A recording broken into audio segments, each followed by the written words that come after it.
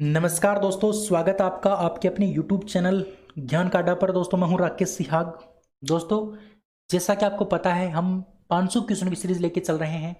इसमें मैं आपको 8 वीडियो कंप्लीट करवा चुका हूं।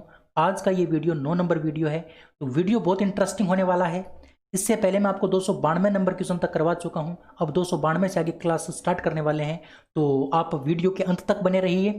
दोस्तों खासतौर से पटवार एग्जाम को लेकर के मैं ये करवा रहा हूँ, और अगर आपका साथ रहा तो मैं एनटीपीसी और ग्रुप डी के लिए भी करवाऊंगा।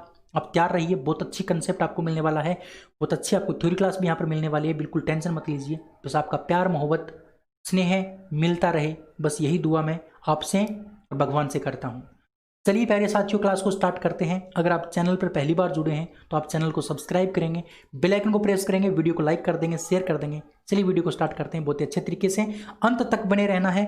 बीच में मैं जो आपको इंपॉर्टेंट फैक्ट बताऊंगा उनको अच्छे से आपको नोट डाउन कर लेना है, याद कर लेना है, जिससे आपके हर प्रकार के एग्जाम के रूप में आपका ये क्वेश्चन कवर हो जाए। ठीक है, चलिए स्टार्ट करते हैं। प्यारे साथियों मैं आपको बता दूं, हमने पहला टॉपिक कंप्लीट कर लिया है 200 क्वेश्चन तक। दूसरा टॉपिक हमारा मानव शरीर के बारे में चल रहा है।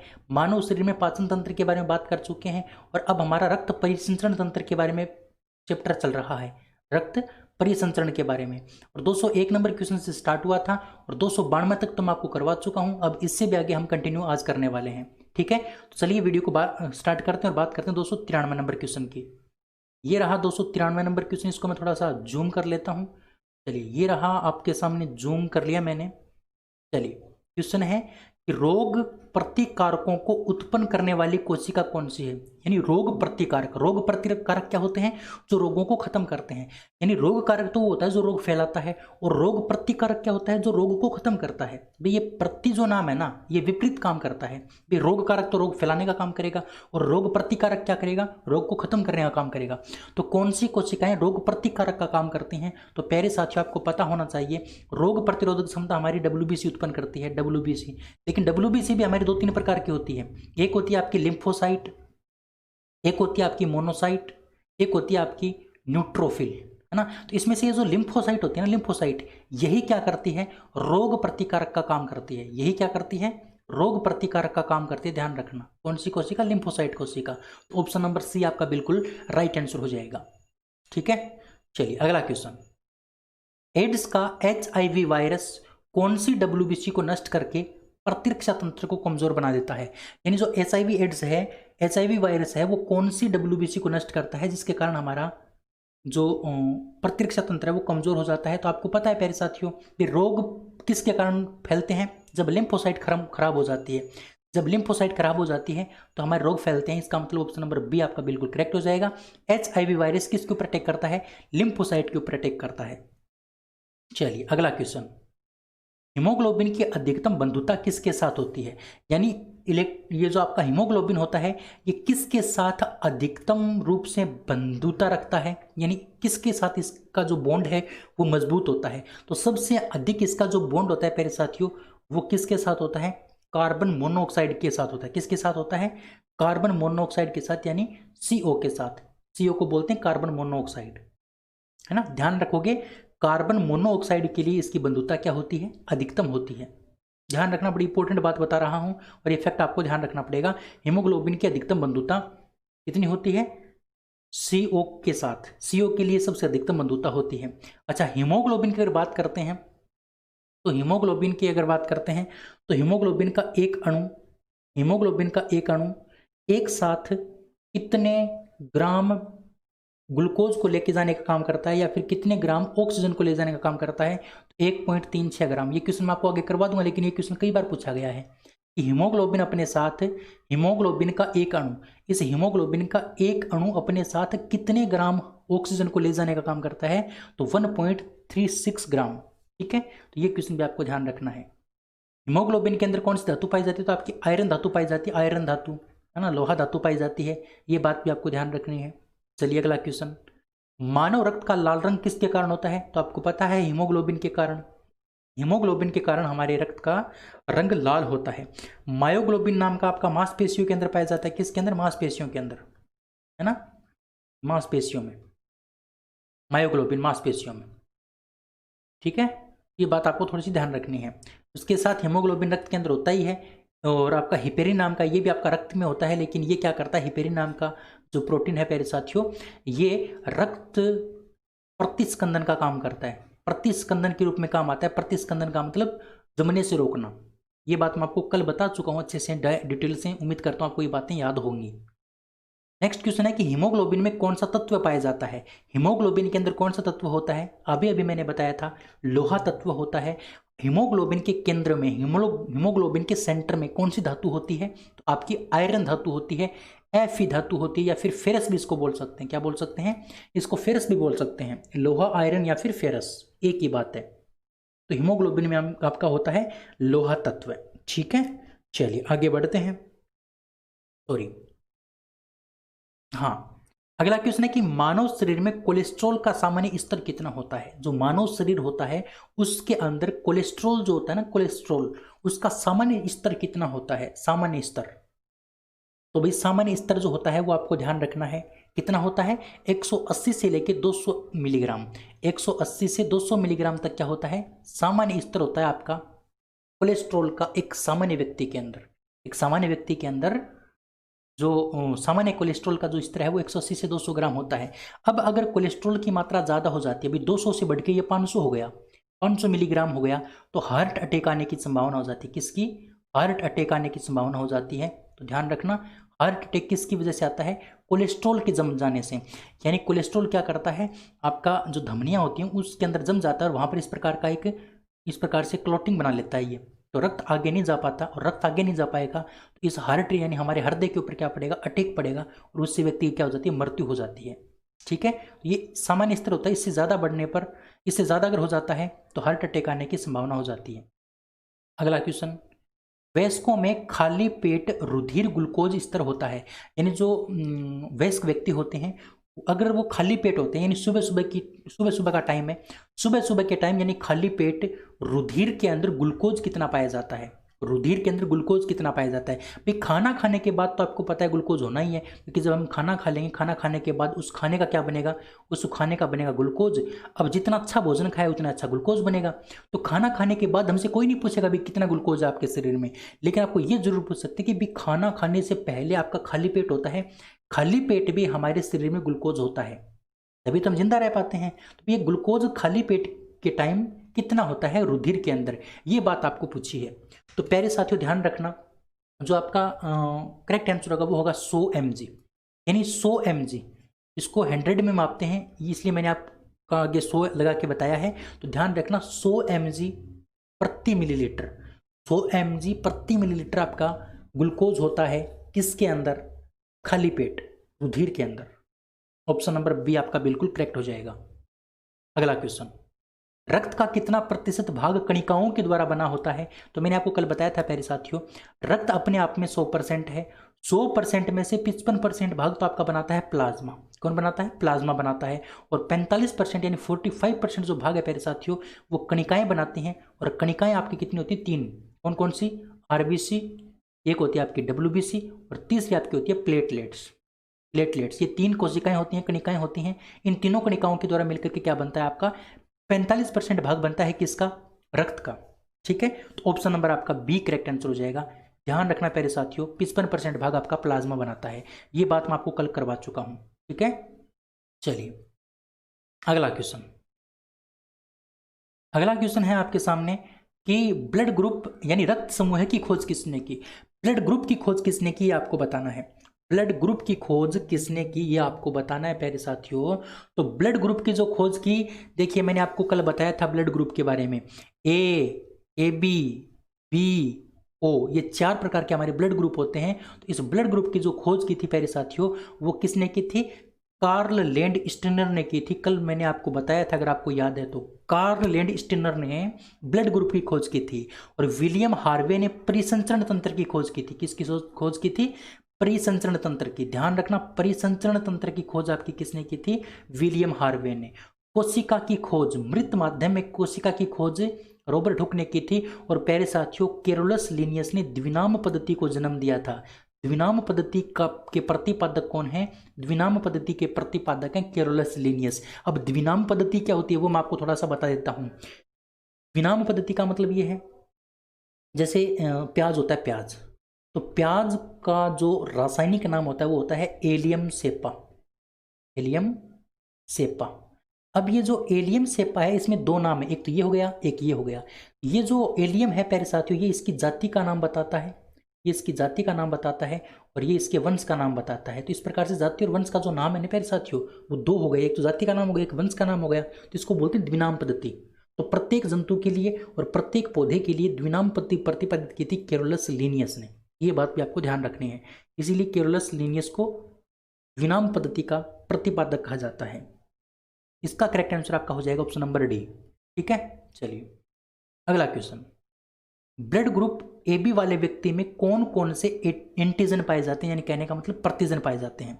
अब ये बात आपको याद रखनी पड़ेगी, समझना पड़ेगा, याद नहीं रखना, आपको समझना है, रटना कुछ भी नहीं है, बस समझना है। अगर आप अच्छे से समझ लेते हो तो आपका कल्याण हो जाएगा मेरे प्यारे साथियों, आपका कल्याण हो जाएगा अगर आप समझ लेते हो ये बात तो। क्योंकि जरूरी नहीं है कि आपको ए बी का ही पूछे, आपको ए का भी पूछ सकता है, बी का भी पूछ सकता है, आपको ओ का भी पूछ सकता है। तो आपको पता होना चाहिए भाई इनके अंदर कौन कौन से एंटीजन होते हैं। तो प्यारे साथियों मैं आपको बता दूं, हमारे शरीर में जो एंटीजन होता है, जो प्रतिजन होता है, उसके आधार पर ब्लड ग्रुपों को 4 भागों में बांटा है। देखिए एंटीजन 2 प्रकार के होते हैं, एक तो ए होता है, एक बी, यानी ए और बी 2 प्रकार के आपके क्या होते हैं, एंटीजन होते हैं।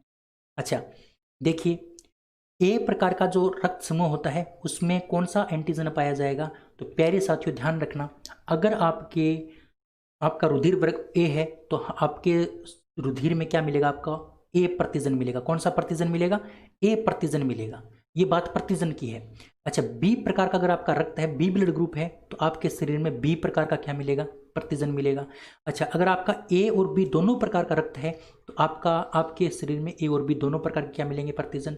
और अगर आपका ओ प्रकार का रक्त है तो प्यारे साथियों ना तो ए मिलेगा और ना ही आपका बी मिलेगा। कहने का मतलब दोनों क्या होंगे, अनुपस्थित होंगे। ये बात मैंने आपको किसकी बताई है, ये बात मैंने आपको बताई है प्यारे साथियों, किसकी, ये बात आपकी बताई है मैंने प्रतिजन की। अब यही बात आपको पूछ ले प्रतिरक्षी की, किसकी बात पूछ ले, प्रतिरक्षी की बात पूछ ले। तो प्रतिरक्षी इस प्रतिजन के विपरीत हो जाएगा। यहां पर ए है तो यहां पर क्या हो जाएगा, बी। यहां पर बी है तो यहां पर ए हो जाएगा। यहां पर दोनों है तो यहां पर अनुपस्थित हो जाएगा, और यहां पर दोनों अनुपस्थित हैं तो यहां पर दोनों हो जाएंगे। इस प्रकार से आपको ध्यान रखना, जरूरी नहीं है कि आपको प्रतिजन ही पूछे, आपको प्रतिरक्षी भी पूछ सकता है, आपको प्रतिरक्षी भी पूछ सकता है, वो भी आपको पता होना चाहिए। अब देखिए मैं आपको बताता हूं। हाँ अब देखिए अच्छे से, आपको पूछा है कि ए बी वाले व्यक्ति के अंदर प्रतिजन कौन सा होगा, तो आपको उत्तर हो जाएगा ए और बी दोनों। सी ओ आंसर आपका बिल्कुल करेक्ट हो जाएगा। इसी प्रकार से आप अगला क्वेश्चन देखिए, ब्लड ग्रुप ओ वाले व्यक्ति में कौन सा एंटीजन होगा। तो भाई ओ वाले व्यक्ति के अंदर कौन सा एंटीजन हो जाएगा, ओ के अंदर ना तो आपको ए दिखाई दे रहा है ना आपको बी दिखाई दे रहा है, इसका मतलब कोई नहीं, इसके अंदर कोई भी प्रकार का आपका एंटीजन नहीं होता है। देखिए ओ के अंदर ना तो ए दिखाई दे रहा है ना बी दिखाई दे रहा है। भाई ओ को देखोगे तो आपको ए और बी दिखाई दे रहे हैं, इसमें नहीं दे रहे, तो इसमें दोनों ही अनुपस्थित है। ए के अंदर आपको ए दिखाई दे रहा है तो ए हो गया, बी के अंदर अगर आपको बी दिखाई दे रहा है तो बी हो गया, और ए बी के अंदर दोनों दिखाई दे रहे हैं इसलिए दोनों हो गए। अब अगर ये ए है तो यहाँ पर आगे प्रतिरक्षी कौन सा आएगा, बी आएगा, विपरीत प्रतिरक्षी मिलेगा आपको। ये बात आपको हमेशा ध्यान रखनी है, ठीक है। उम्मीद कर सकते हैं ये बातें आपको समझ में आ गई होगी बहुत अच्छे से। अगर आपको ये बात समझ में आई है तो एक बार वीडियो को आप शेयर कर देंगे जिसने शेयर नहीं किया है। जो दोस्त मेरे से नाराज है, जो दोस्त मेरी बात नहीं समझ पा रहा था, अगर उसको बात समझ में आ गई है आप एक बार शेयर कर देंगे, वीडियो को लाइक कर देंगे, है ना, और कमेंट करके बता देंगे आपको मेरे द्वारा पढ़ाया गया कैसा लग रहा है, मेरे को क्या इम्प्रूवमेंट करना है, किस चीज़ की आपको ज़रूरत है जो मैं आपको नहीं दे पा रहा हूँ इतने दिनों से, तो वो आप मेरे को कमेंट करके बता देंगे, ठीक है। चलिए तो अब हम बात करते हैं नेक्स्ट क्वेश्चन की। हाँ नेक्स्ट क्वेश्चन आपके सामने प्यारे साथियों कि सर्वदाता ब्लड ग्रुप किसे माना जाता है, सर्वदाता ब्लड ग्रुप किसे माना जाता है। सर्वदाता कहने का मतलब जो सभी को रक्त दे सकता है, सभी को रक्त दे सकता है। ए से ब्लड ग्रुप का क्या नाम है, तो ए से ब्लड ग्रुप का नाम है प्यारे साथियों ओ माइनस। ओ माइनस वाला जो प्यारे साथियों रक्त होता है वो सभी को रक्त दे सकता है। ओ वाला व्यक्ति ए को भी दे सकता है, ए बी को भी दे सकता है, और बी को भी दे सकता है, ओ को भी दे सकता है। ओ माइनस वाला व्यक्ति सभी को रक्त दे सकता है, ये सर्वदाता होता है। ये क्या होता है, सर्वदाता होता है, ध्यान रखना। ओ वाला व्यक्ति, ओ माइनस वाला व्यक्ति, ठीक है। अच्छा, यहां पर पूछा आपको कि सर्वग्राही ब्लड ग्रुप किसे माना जाता है। सर्वग्राही ब्लड ग्रुप यानी जो सभी से रक्त ग्रहण कर सकता है, सभी से रक्त ग्रहण कर सकता है, उसका नाम है AB plus. AB plus, AB plus वाला व्यक्ति सभी से रक्त ग्रहण कर सकता है, चाहे वो O हो, चाहे वो AB हो, चाहे वो B हो, चाहे वो A हो, सभी से रक्त ग्रहण कर सकता है, उसको बोलते हैं AB वाला व्यक्ति, AB ब्लड ग्रुप। AB वाला जो ब्लड ग्रुप होता है उसको बोलते हैं सर्वग्राही, यानी सभी से लेने वाला, और सभी को देने वाला किसको कहा जाता है, तो O माइनस को कहा जाता है। ध्यान रखना, बड़ी इंपॉर्टेंट बात है, बहुत अच्छी बात है। ठीक है, चलिए आगे बढ़ते हैं। अब देखिए, AB वाला व्यक्ति किस किस को रक्त दे सकता है। भाई AB वाला व्यक्ति है, वो किसको रक्त दे सकता है, AB वाला व्यक्ति। तो भैया ध्यान रखना अच्छे से, A वाला व्यक्ति केवल A को दे पाएगा, B वाला व्यक्ति केवल B को दे पाएगा, AB वाला व्यक्ति केवल AB को दे पाएगा, और O वाला व्यक्ति, O भी दो हो गए, एक तो प्लस हो गया और एक हो गया आपका माइनस। O प्लस तो सिर्फ O प्लस को ही दे पाएगा, लेकिन O माइनस वाला व्यक्ति सभी को दे देगा। O माइनस वाला व्यक्ति क्या कर देगा, सभी को दे देगा। इसी प्रकार से आपको ध्यान रखना है, AB भी दो प्रकार के होते हैं, एक तो AB प्लस होता है, एक AB माइनस होता है। AB माइनस तो सिर्फ AB माइनस से लेगा, लेकिन AB प्लस वाला व्यक्ति सिर्फ सभी से खून ले सकता है। तो ये बात मैं आपको पहले ही बता चुका हूँ। AB वाला व्यक्ति केवल AB को ही दे सकता है। ऑप्शन नंबर डी आपका बिल्कुल करेक्ट हो जाएगा। इसमें कोई जोड़ नहीं है, इसमें कोई डाउट नहीं होना चाहिए। AB वाला व्यक्ति AB से, B वाला B से, C वाला D आपका जो O वाला O से, A वाला A से, और O माइनस वाला सभी को दे सकता है, AB प्लस वाला सभी से ले सकता है। ये दो बात आपको अलग से ध्यान रखनी है, तो इसमें कोई जोड़ आपको नहीं होना चाहिए। अगला क्वेश्चन 307 नंबर क्वेश्चन, यदि माता पिता का ब्लड ग्रुप A यदि पिता का ब्लड ग्रुप तो A है और माता का ब्लड ग्रुप B है, तो इनसे होने वाली संतानों में कौन कौन से, ये हिंदी के अंदर लिखा था इसलिए यहां पर नाम आएगा ब्लड ग्रुप, कौन कौन सा ब्लड ग्रुप हो सकता है, कौन कौन सा ब्लड ग्रुप हो सकता है। थोड़ी हिंदी टाइपिंग में इसी प्रकार से लिखा जाता है ब्लड को इंग्लिश में, तो ये थोड़ा हिंदी में लिखने के टाइम ये रह गया, हिंदी के अंदर इसको इंग्लिश में करना था, तो इसके लिए मैं क्षमा चाहूंगा, लेकिन मैंने आपको बता दिया इसका मतलब है ब्लड ग्रुप। ध्यान रखना, अब समझना इस बात को, भाई माता का ब्लड ग्रुप तो आपका बी दे रखा है, पिता का ब्लड ग्रुप ए दे रखा है। अब ये बताना है कि इनसे जो संतान उत्पन्न होगी उसमें कौन कौन सा ब्लड ग्रुप हो सकता है।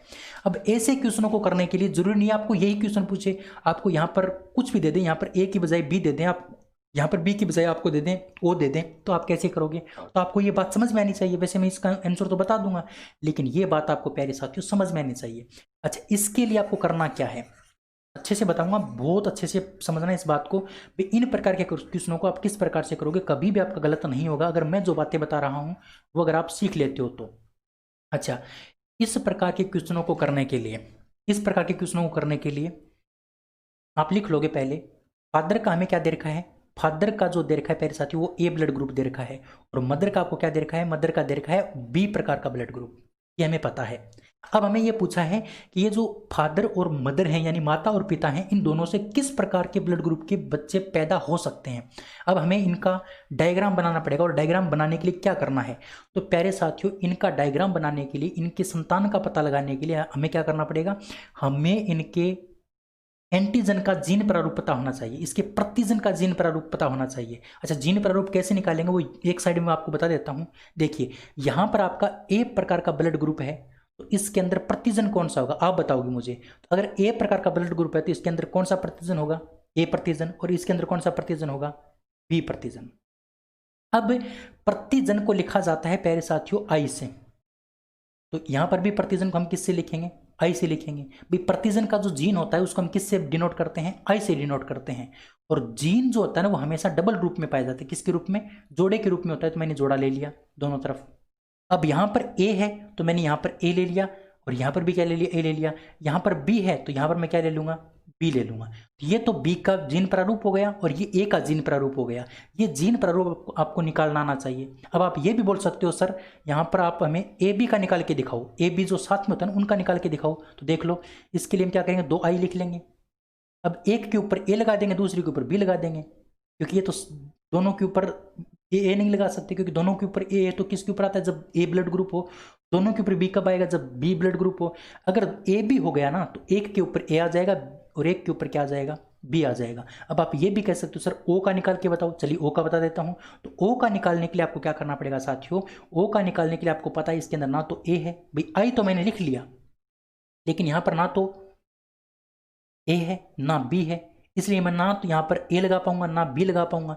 इसलिए हम क्या करेंगे, इस बड़े आई का प्रयोग नहीं करेंगे, इसकी जगह हम क्या कर लेते हैं, दो छोटे आई ले लेते हैं। किसके रूप में, ओ ब्लड ग्रुप के जीन प्रारूप के रूप में छोटे आई ले लेते हैं। अब ये जो आपको बड़े वाला दिखाई दे रहा है ना, इसमें से आप क्या करोगे, एक तो बड़ा भी ले सकते हो, एक तो बड़ा लोगे आप, एक छोटा भी ले सकते हो, ये भी मान सकते हो। तो ए के आपके दो हो गए, ए के जीन प्रारूप दो हो गए, एक तो ये हो गया एक नंबर, दो नंबर तो, और एक नंबर आपका ये हो गया। अभी चाहो तो ये ले सकते हो और चाहो तो आप ये ले सकते हो।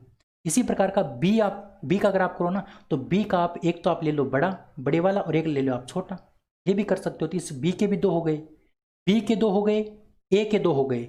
ए बी का सिर्फ यही रहेगा, इसके अलावा कोई ब्लड ग्रुप नहीं होता है, यही होता है, मतलब जीन प्रारूप सिर्फ एक ही होता है।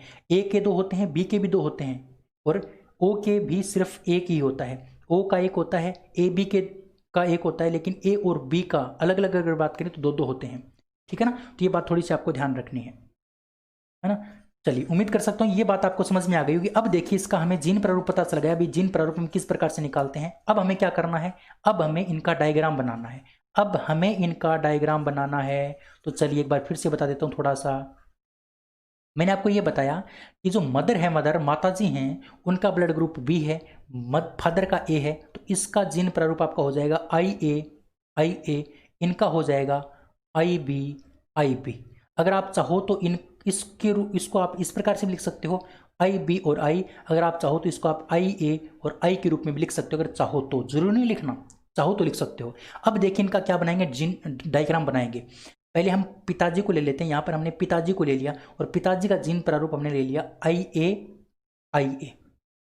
ठीक है, आई ए और आई ए ले लिया। अच्छा, दूसरा हम क्या करेंगे, दूसरा हमने ले लिया आई बी और आई बी, ये माता जी का था, ये हमने ले लिया। अब देखिए इनका आपस में क्या करवा दीजिए आप, इनका आपस में करवा दीजिए क्रॉस। तो आपने इसका और इसका क्रॉस करवाया तो क्या बना, आई ए आई बी। बना कि नहीं बना, बिल्कुल बना प्यारे साथियों, बना कि नहीं बना, बिल्कुल बना। समझ में आएगा यहाँ तक, हाँ। उसके बाद देखिए आपने इसका इसके साथ करवा दिया प्यारे साथियों, तो क्या आ गया, आई ए आई बी। आया कि नहीं आया, आया। उसके बाद देखो आपने इसका इसके साथ करवाया तो क्या बना, आई ए आई बी। आया कि नहीं आया। और आपने इसका इसके साथ करवा दिया, क्या बना, आई ए आई बी। ये तो कब आया है, जब हमने सारे ही क्या लिए थे, बड़े लिए थे, सारे ही बड़े लिए थे। अब ये जीन प्रारूप किसका हो गया, अभी अभी मैंने बताया था, ये ए बी का है, ये भी आपका ए बी का है ना, और ये भी आपका ए बी का है, क्योंकि आई के ऊपर यहाँ पर ए लगा, यहाँ पर बी, तो ये भी आई बी का हो गया, और ये भी किसका हो गया, ए बी का हो गया। अब ये तो हमने बड़ा लेके लिया है, लेकिन एक हम छोटा लेके लेते हैं भाई, एक छोटा लेके देखते हैं, छोटा आई लेके देखते हैं, क्योंकि इसको हम दूसरे रूप में भी लिख सकते हैं और इसको भी दूसरे रूप में लिख सकते हैं। तो देखते हैं कौन कौन सा आ सकता है। देखिए इसको मैं मिटा देता हूँ, इससे हमें क्या निकल के, इससे हमें क्या मिला है, इससे हमें मिला है बी, इससे हमें क्या मिला है, ए और बी दोनों मिले हैं, ए बी मिला है, क्या मिला है, इससे हमें ए बी मिला है। अब हम छोटा लेके देखते हैं, छोटा लेके फिर करते हैं, फिर देखते हैं कौन सा ब्लड ग्रुप आता है। तो देखिए अब की बार हमने क्या किया, ए वाले को तो इसको तो हमने क्या किया, ये ले लिया। पहले तो मैंने ये लेके कर लिया था, ये वाला लेके, ये इन दोनों को लेके। अब मैं इसको और इसको लेके करूंगा, यानी एक बार आई ये ले लिया और एक बार मैंने आई बी और आई ले लिया। इसको मिलाऊंगा तो क्या बनेगा, देखो आई ए आई बी, यही बनेगा। उसके बाद मैं इसको और इसको मिलाऊंगा तो आई ए और आई ले लिया। फिर मैं क्या करूँगा, इस छोटे आई को इस बड़े आई बी के साथ मिलाऊंगा, क्या बनेगा, आई बी और आई बनेगा। और जब मैं इस छोटे वाले को इस छोटे वाले के साथ मिलाऊंगा, क्या बनेगा, आई और आई बनेगा। अब देखो इसको मिलाने पर क्या बनता है, ए और बी बनता है। ए बी दोनों हो गया, क्योंकि इसके ऊपर ए और बी दोनों है। इसके ऊपर देखो आई ए आई हम किसको लिख सकते हैं, ए वाले को लिख सकते हैं। तो इसका मतलब क्या हो गया, ए ब्लड ग्रुप हो गया। इस ब्लड ग्रुप का मतलब क्या हो गया, इसका मतलब हो गया बी ब्लड ग्रुप, और इसका मतलब क्या होता है, ओ होता है। मैं आपको पहले बता चुका हूँ। तब देखिए इसमें ए बी भी प्राप्त हो रहा है, ए भी प्राप्त हो रहा है, बी भी प्राप्त हो रहा है, ओ भी प्राप्त हो रहा है। इसका मतलब हमें सभी के सभी क्या प्राप्त हो रहे हैं, ब्लड ग्रुप। यानी इन दोनों से जो संतान पैदा हो सकती है वो किसी भी ब्लड ग्रुप की हो सकती है। तो इस प्रकार से आपको निकाल के देखना पड़ेगा, इस प्रकार से आपको निकाल के देखना पड़ेगा दोनों से। दोनों प्रकार से निकालना पड़ेगा। अगर दोनों उससे देखो मैंने निकाला, उससे सिर्फ एक आ रहा था, एक आ रहा था AB, लेकिन जैसे ही मैंने छोटे वाला लिया I तो ये चारों आ गई। इसका मतलब यही हमारा क्या होगा, सही होगा। इसका मतलब ऑप्शन नंबर डी आपका बिल्कुल राइट आंसर हो जाएगा। ठीक है, चलिए अगला क्वेश्चन है कि रक्त के AB वर्ग वाला व्यक्ति ऐसे व्यक्ति को रक्तदान कर सकता है जिसके रक्त का वर्ग AB हो। भाई ये मैं पहले ही बता चुका हूं, AB वाला व्यक्ति सिर्फ AB को ही रक्त दे सकता है, ये बात मैं आपको पहले भी बता चुका हूं। ठीक है, चलिए अगला क्वेश्चन है कि RH फैक्टर की खोज सन 1940 में किसके द्वारा की गई थी। तो पहले साथियों, RH फैक्टर की जो खोज है वो किसके द्वारा की गई थी, विनर के द्वारा और स्टिनर के द्वारा। विनर और स्टिनर दोनों ने मिलकर के RH फैक्टर की खोज की थी, और स्टिनर एक अकेले ने रक्त समूह की खोज की थी, लेकिन दोनों ने मिलकर के RH कारक की खोज की थी। किसके अंदर प्यारे साथियों, RH कारक की खोज की थी एक बंदर के अंदर, और उस बंदर का नाम था मकाका रीसस नामक बंदर। क्या नाम था, मकाका रीसस बंदर, है ना, मकाका रीसस नाम का बंदर था, उसके अंदर RH फैक्टर की खोज की थी स्टिनर और विनर ने 1940 के अंदर। दोनों बातें आपको ध्यान रखनी है, उम्मीद कर सकता हूं बात आपको समझ में आ गई होगी। RH कारक की खोज सर्वप्रथम किसके ऊपर की गई थी, तो प्यारे साथियों रीसस नाम के बंदर के ऊपर की गई थी 1940 में। स्टिनर और विनर इसके खोजकर्ता थे। अगला क्वेश्चन है RH- फैक्टर ब्लड ग्रुप में पाए जाने वाला एक प्रकार का क्या है। तो प्यारे साथियों RH फैक्टर जो है ना, RH फैक्टर वो खून में पाया जाने वाला एक प्रकार का एंटीजन है। एक प्रकार का क्या है, एंटीजन, ध्यान रखना, एक प्रकार का एंटीजन है। यह भी एक प्रकार का प्रतिजन है। हमारे ब्लड में एक तो A प्रकार का एंटीजन होता है, एक B एंटीजन होता है, और एक RH नाम का भी क्या होता है, एंटीजन होता है। तो हमारे ब्लड में 3 प्रकार के एंटीजन होते हैं, ध्यान रखना है।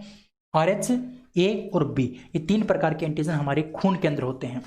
रहेगा अच्छे से याद, बिल्कुल। अगला क्वेश्चन, प्रतिजन वह पदार्थ है जो क्या करता है। तो प्यारे साथियों जो प्रतिजन होता है ना, प्रतिजन वो एंटीबॉडी के निर्माण को उद्दीपित करता है। एंटीबॉडी को क्या कहता है कि आप जल्दी से निर्मित हो जाओ और रोगों को खत्म कर दो। ये जो प्रतिजन होता है ना प्यारे साथियों, ये क्या होता है, ये प्रतिजन जो होता है वो लड़ाई शुरू करवाने वाला होता है। ये लड़ाई शुरू करवाने वाला होता है ना। जैसे ही मान लो क्या होता है कि मान लो कोई कैंसर का रोग है, कैंसर का रोग है, ठीक है, कैंसर का रोग हो गया, या फिर जुकाम मान लो, छोटी सी जुकाम का रोग ले लो आप, जुकाम है आपको, तो एक बार आपके जुकाम हो गई और आपने क्या ले ली, टेबलेट वगैरह ले ली, क्या ले ली, टेबलेट वगैरह ले ली, तो उस टेबलेट के जरिए आपके शरीर में जुकाम का क्या हो गया, प्रतिरक्षी यानी एंटीबॉडी विकसित हो गया। उस जुकाम का क्या हो गया, एंटीबॉडी विकसित हो गया। अब जैसे ही दोबारा अगर आपको जुकाम होगी ना, तो वो एंटीबॉडी सक्रिय हो जाएगा, और वो सक्रिय करने का काम कौन करेगा, ये प्रतिजन करेगा। पहले प्रतिजन आके इस एंटीबॉडी को कहेगा भाई साहब खड़े हो जाओ, आपके जीवाणु ने अटैक कर दिया है, तो ये एंटीबॉडी खड़ा होगा वापस और इसको क्या कर देगा, खत्म कर देगा।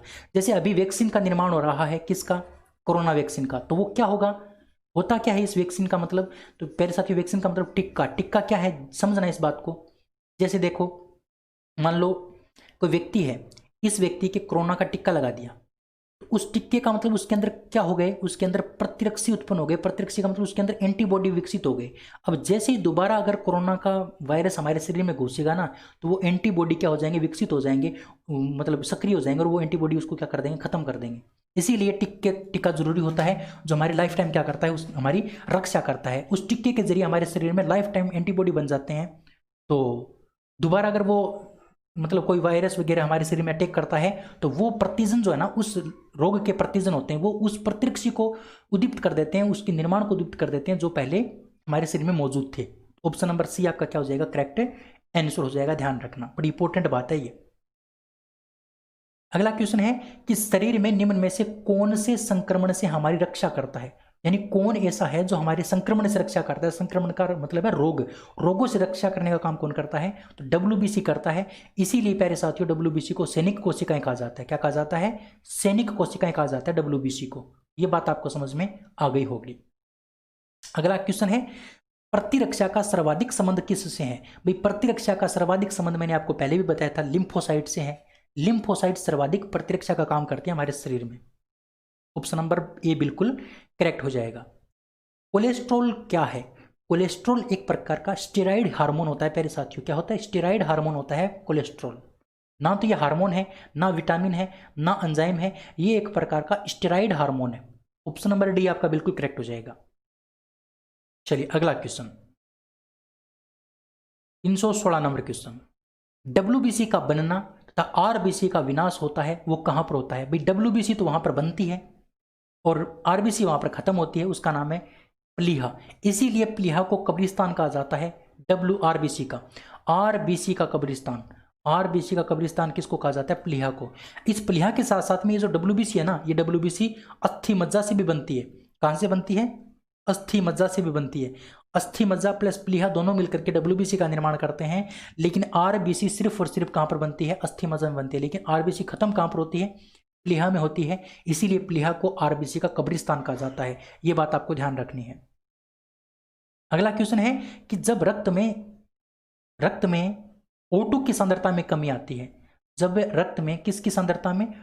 O2 की सांद्रता में कमी आती है तो श्वास की गति क्या होगी? भाई O2 यानी ऑक्सीजन की सांद्रता में कमी आ जाएगी, हमारे शरीर में ऑक्सीजन की सांद्रता में कमी आ जाएगी तो हमारी श्वास गति क्या हो जाएगी? बढ़ जाएगी। भाई आपने देखा होगा प्यारे साथियों, अगर हमें सांस कम आता है तो हम जल्दी जल्दी सांस लेने की कोशिश करते हैं, इसलिए हमारी श्वास की गति क्या हो जाती है? बढ़ जाती है। तो ऑक्सीजन की सांद्रता में कमी आने के कारण अगर हमारे शरीर में ऑक्सीजन कम हो जाएगी प्यारे साथियों, तो हमें जल्दी जल्दी सांस लेना पड़ेगा पूर्ति करने के लिए, इसलिए हमारी श्वास गति क्या हो जाती है? बढ़ जाती है। ध्यान रखने वाली बात है, बड़ी इंपॉर्टेंट बात है। अगला क्वेश्चन है कि विश्व में कितने प्रतिशत लोग RH+ वाले हैं? यहां पर RH+ आएगा, RH+ वाले हैं। विश्व में कितने प्रतिशत लोग RH+ वाले हैं, यानी जिनके अंदर RH कारक पाया जाता है? भाई देखो, दो कंडीशन होती हैं, या तो आपको RH कारक मिलेगा या RH कारक नहीं मिलेगा। तो आपको यही पूछा है कि कितने प्रतिशत लोग विश्व में ऐसे हैं जिनके अंदर RH कारक मौजूद होता है। तो 85% लोग ऐसे हैं जिनके खून में RH कारक पाया जाता है और 15% लोग ऐसे होते हैं जिनके खून में RH कारक नहीं पाया जाता। अब आपके दिमाग में आया होगा कि सर एक तो A प्रकार का होता है, इसको हमने दो रूप से लिखते हैं, तो A+ रूप में लिखते हैं, एक A- रूप में लिखते हैं। एक इसी प्रकार से B होता है, इसको भी हम AB+ और B- के रूप में लिखते हैं। तो ये प्लस और माइनस क्यों आता है? ये प्लस माइनस प्यारे साथियों RH के कारण आता है। अगर आपके खून में RH है, अगर आपके खून में RH है तो आपके खून को प्लस वाला कहेंगे। अगर आपके RH नहीं है, तो आपके खून को हम क्या कहेंगे? माइनस वाला कहेंगे। ठीक है ना? तो ये बात आपको ध्यान रखनी है। चलिए अगला क्वेश्चन, जिन व्यक्तियों के रक्त में RH- फैक्टर अनुपस्थित होता है तो उनका ब्लड ग्रुप कैसा होगा? भाई RH- नहीं होगा, RH- नहीं होगा या RH फैक्टर नहीं होगा, सॉरी RH फैक्टर नहीं होगा, RH फैक्टर नहीं होगा तो उनका ब्लड ग्रुप कैसा होगा? भाई RH कारक नहीं होगा तो उनका ब्लड ग्रुप नेगेटिव होगा। अभी मैंने बताया है, RH कारक है तो पॉजिटिव, नहीं है तो नेगेटिव। ऑप्शन नंबर बी आपका बिल्कुल करेक्ट हो जाएगा। चलिए, रुधिर का निर्माण क्या कहलाता है? रुधिर का निर्माण क्या कहलाता है? तो प्यारे साथियों, रुधिर के निर्माण को हम बोलते हैं हीमोपोइसिस। क्या बोलते हैं? हीमोपोइसिस बोलते हैं।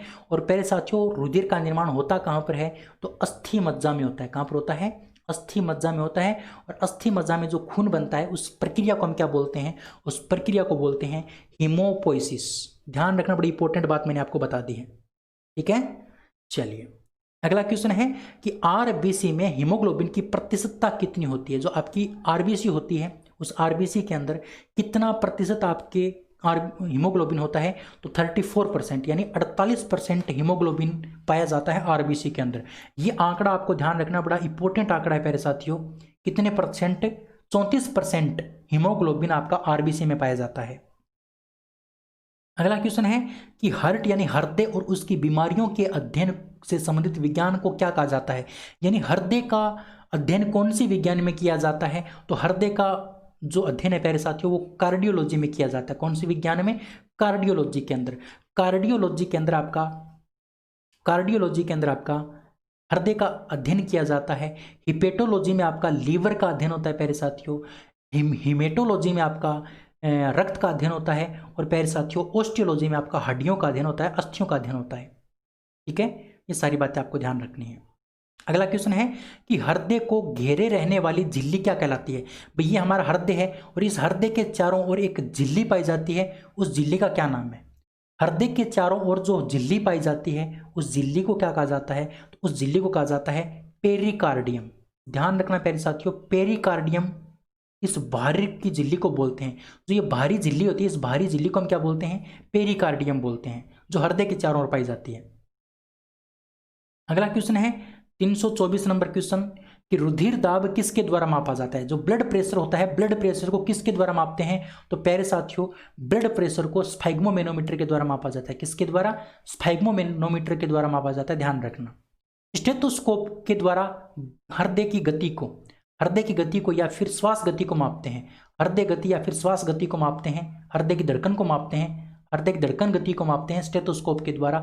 हीमोग्लोबिनोमीटर के द्वारा हीमोग्लोबिन मापा जाता है आपका। और स्पाइरोमीटर के द्वारा क्या मापा जाता है, ये मैं आपसे पूछना चाहूंगा। जिसने भी वीडियो लास्ट तक देखा है, अगर आपने वीडियो लास्ट तक देखा है तो आप इसका आंसर दोगे कमेंट बॉक्स में कमेंट करके। मैं देखना चाहूंगा कितने दोस्त मेरे इस वीडियो को देख रहे हैं लास्ट तक, कमेंट करके दोगे आप। आपकी कमेंट का मैं इंतजार करूंगा और इसका आंसर मैं आपको बाद में बताऊंगा। आपको देना है इसका आंसर। एक क्वेश्चन मैंने आपसे पूछा है, स्पाइरोमीटर में किसका अध्ययन किया जाता है? ठीक है, स्पाइरोमीटर के द्वारा किसको मापा जाता है? अगला क्वेश्चन है कि एक सामान्य वयस्क व्यक्ति का रुधिर दाब कितना होता है? रुधिर दाब दो प्रकार का होता है। एक तो होता है प्रकुंचन और एक होता है प्यारे साथियों आपका अनुशिथिलन।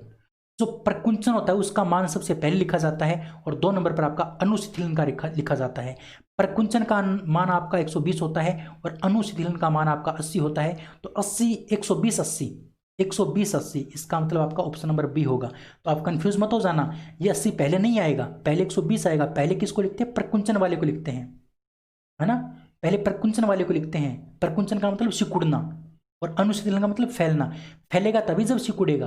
भी कोई पदार्थ फैलेगा कब? जब वो सिकुड़ेगा। तो सिकुड़ने का पहले लिखते हैं, उसके बाद हम फैलने वाले को लिखते हैं। तो 120 80 mm SG आपका क्या हो जाएगा?